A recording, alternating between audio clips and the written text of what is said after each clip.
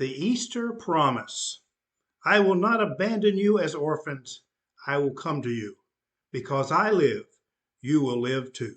John 14:18-19, New English Translation.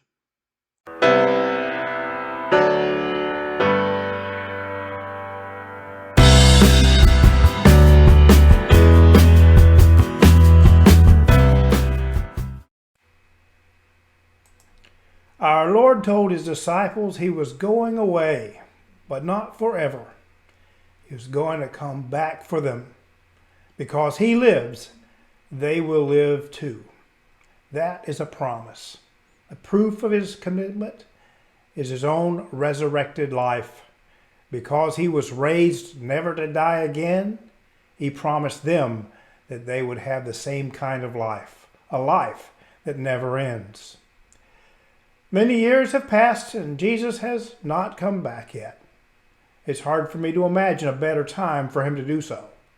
The nations are angry with each other and wars are happening.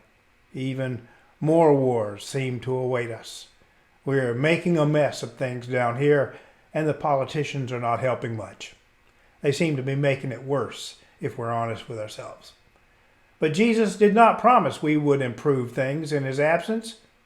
He only promised that he would come back. But his resurrected life is still a promise for us. He was indeed raised from the dead.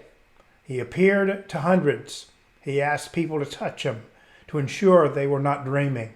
He asked them to run their fingers along the scars on his side and examine the nail prints in his hands. He wanted them to remember that it was him. We need to remember what Jesus did for us on the cross. Because he died, he took away the barrier that kept us from a relationship with God. Sin had to be dealt with, and the cross was God's way of doing that. But Jesus wants us to know that he did more than just die in our place.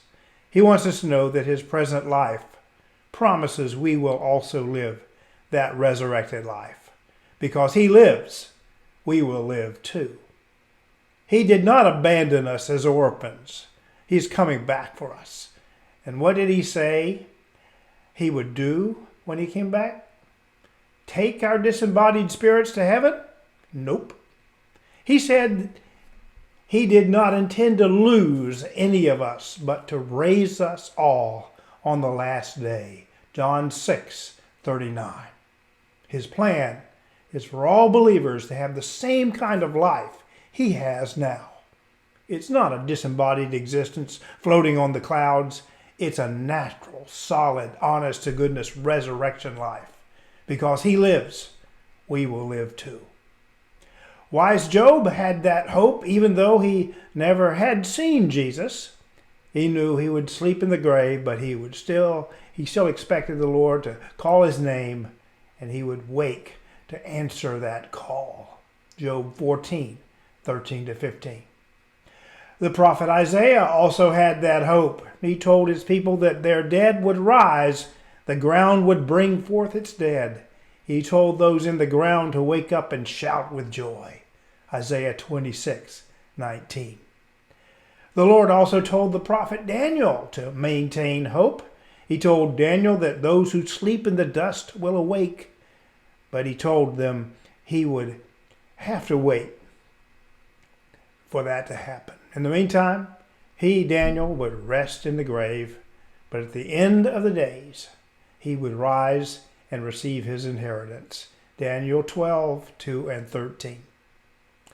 Easter is a time to celebrate God's plan fulfilled by Christ on the cross. But it's also a time for us to take the promise of Christ very seriously. God's plan will not be entirely fulfilled until Jesus delivers his promise. He promises us an abundant life today and a resurrection life when he comes back. That's the promise of Easter. When the trumpet sounds, all the graves are emptied and we all receive our inheritance. Then we can all say, because he lives, we live too. God bless y'all. Happy Easter.